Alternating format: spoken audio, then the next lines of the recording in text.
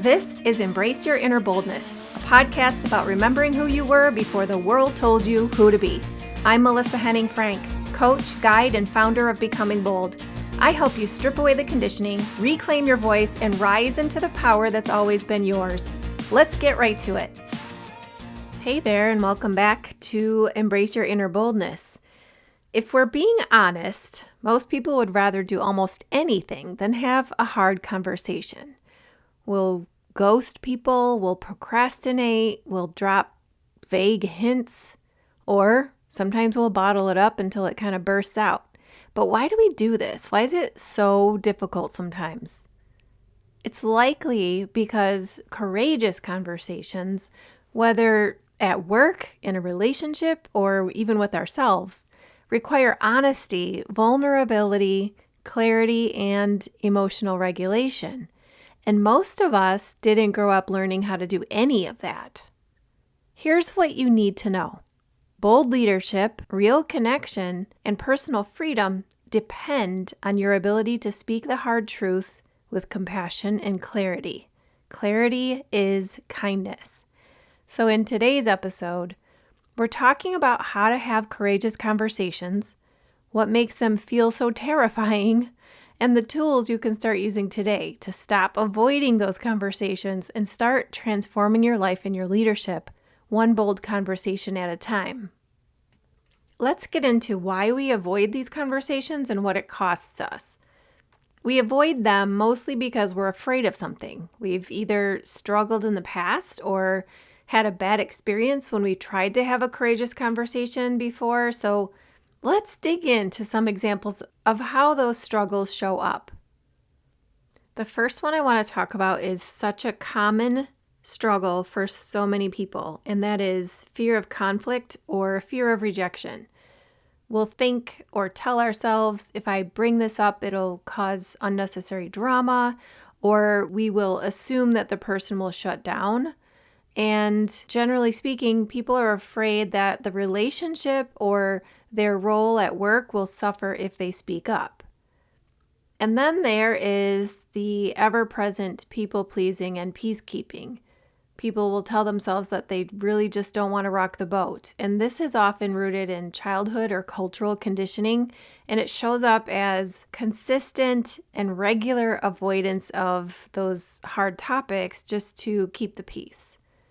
It could also be that we just don't have the language or a framework to help us say what we want to say, and we think that we don't know how to say it without sounding mean or emotional.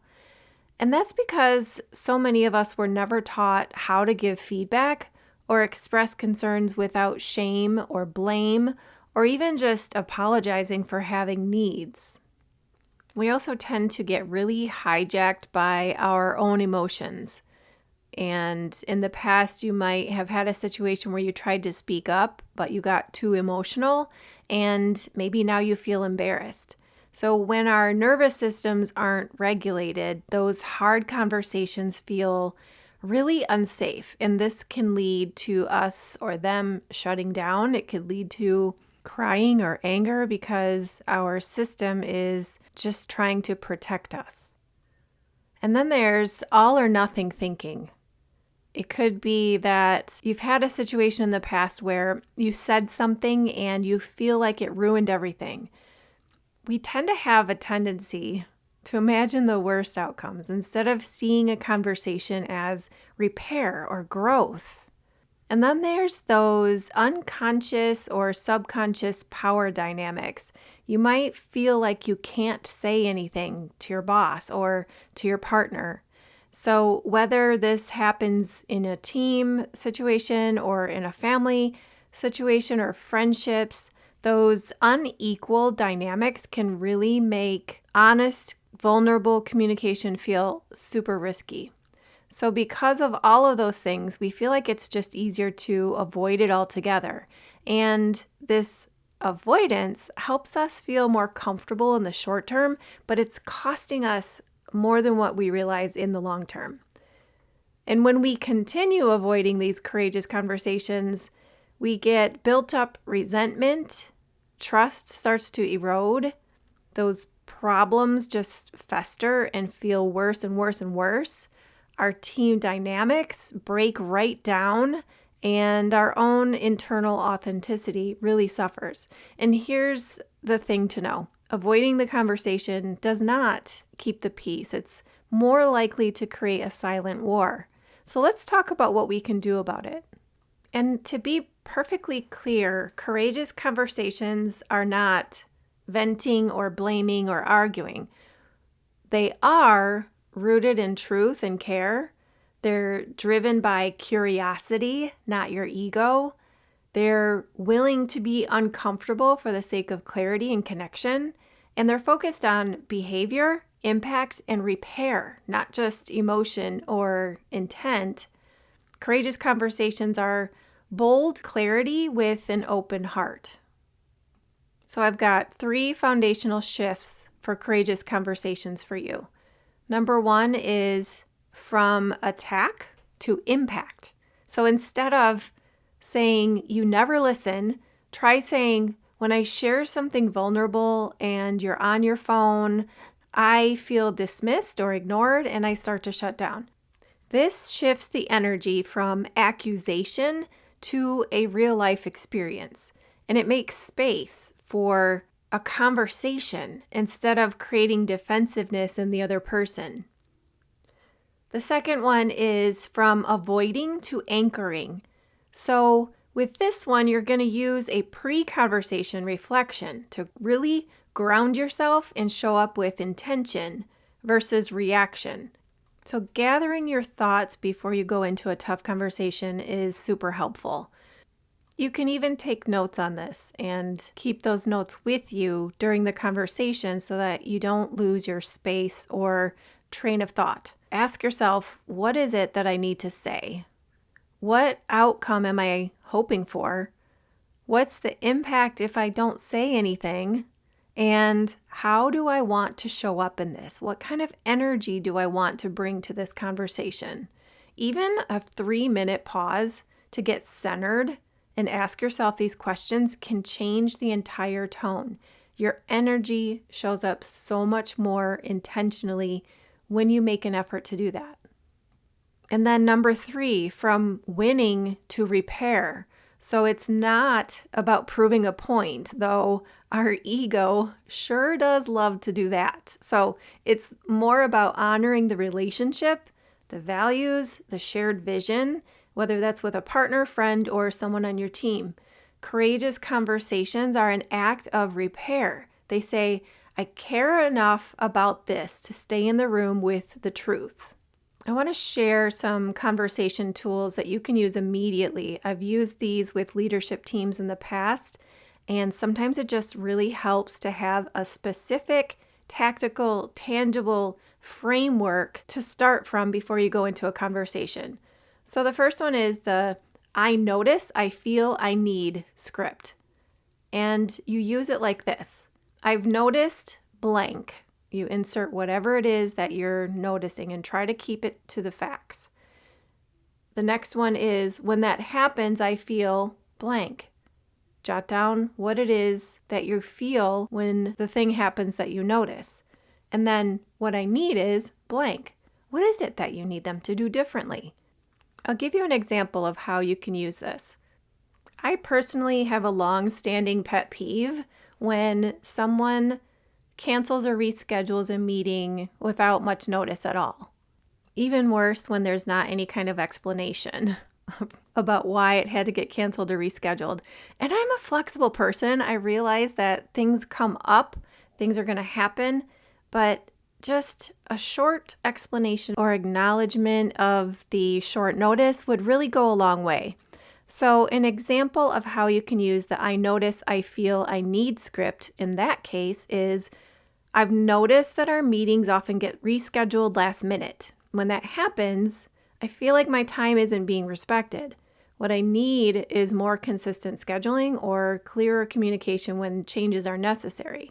Now, I wouldn't send that kind of communication if this is a once in a great while kind of thing, but if it's something that happens regularly and I'm consistently having this pet peeve issue, It's going to be something that I need to communicate and set some kind of boundary about.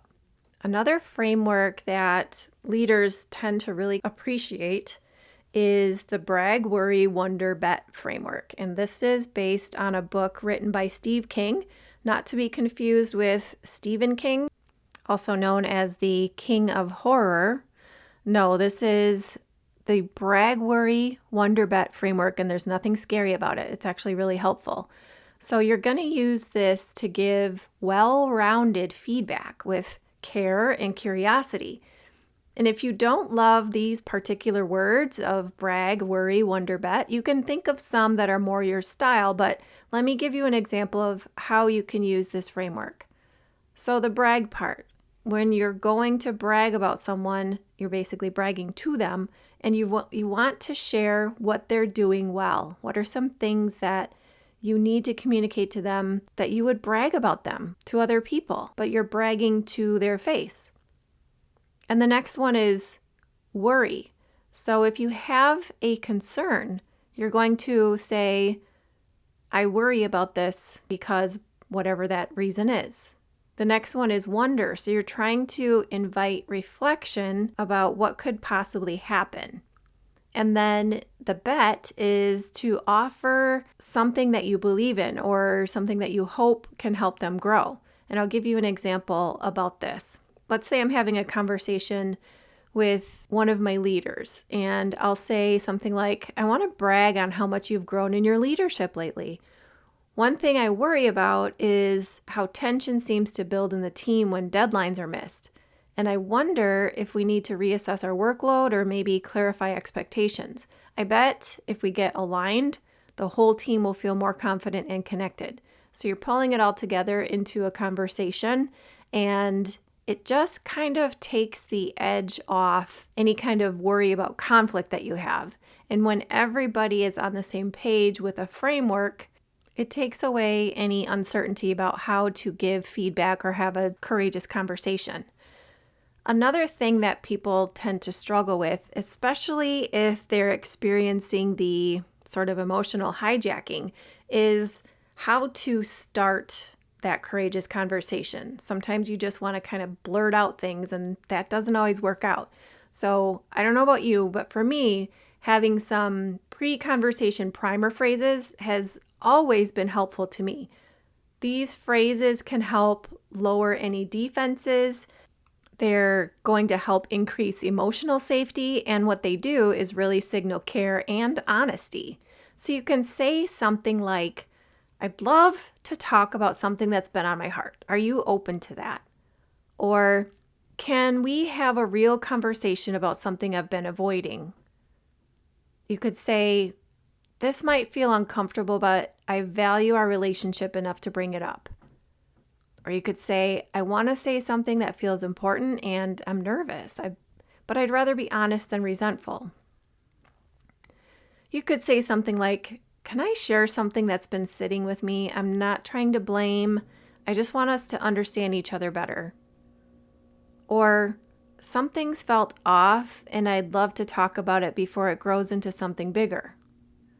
And then the last one is one of my favorites. I'm having a reaction to something you said. Can we spend some time talking through it? And the reason why these help is because it diffuses that tension, that initial tension that you have that causes you to avoid the conversation. And it also signals to the other person that you are approaching it with care and honesty. Let's also talk about how you can personally build up your confidence before you speak. So before a tough conversation, try saying your message out loud in front of a mirror, or record it on your phone and replay it for yourself. This helps you get used to hearing your own voice speaking the truth. And then there's a phrase from Brené Brown that I really like, and it says, strong back, soft front. So this is a visualization. You're going to stand up tall, put your shoulders back, and that's strength behind you. But you're relaxing your chest, you're softening your face, and there's compassion in front of you. So you're going to hold both of those. You're going to hold your strong back, and you're going to have a soft front. And then another one is to write it first. So journal what you want to say and why you want to say it. That clarity is going to help lead to calm, especially if it's a tense situation. You may not read the script word for word, but you're going to enter the conversation feeling much more grounded and prepared. Another way to prepare is the breathe, speak, pause method. So you're going to be slow, you're going to be intentional, and you're going to let silence do some of the work. You don't have to fill every second with sound. Boldness absolutely includes stillness and intentionality. So why is it important to have these courageous conversations? Let's talk about what they create. They help clear the air. They heal any kind of hidden fractures and frustrations that people have between each other. They build a deeper trust. They model boldness for others and give others permission to do the same. And they liberate your voice and they protect your peace. And maybe even most importantly, they help you become the kind of leader, friend, and human who can be trusted with truth and honesty. Courageous conversations are about presence and respect. They're not about perfection. And they don't guarantee agreement, but what they do guarantee is alignment with your values, your vision, and your voice. So if there's something that you've been avoiding, this is your invitation. Say the thing. Stay in that room. Be bold and be kind. The cost of silence is too high. So speak up and use the tools I've shared in this episode to help you get there. Your challenge this week is to have one courageous conversation, whether that's personal or professional, and use the framework that fits. Make sure you center yourself first and then speak the truth with care. If you need to, start with, hey, this is hard for me to say, but it's harder for me to keep holding it in. If this episode gave you tools or courage, share it with someone else who's been holding their words too tightly for too long. And don't forget to subscribe to the Becoming Bold Blueprint for more tools to lead, live, and speak boldly. We weren't meant to stay silent. We were meant to rise. So until next time, please be kind to your mind. That's it for today's episode of Embrace Your Inner Boldness. If this stirred something in you, don't let it fade. Screenshot this episode, tag me at Becoming Bold LLC, and share it with someone else who's ready to rise. And hey, if you haven't already, take a second to subscribe, rate, and review the show. That's how we spread the boldness and keep this movement growing. Whatever came up for you today, feel the fear and do it anyway. You don't need to wait for perfect timing or permission. You are powerful. You are ready. And remember, the only limit to your boldness is the one you set for yourself. Until next time, stay bold, stay curious, and keep becoming you.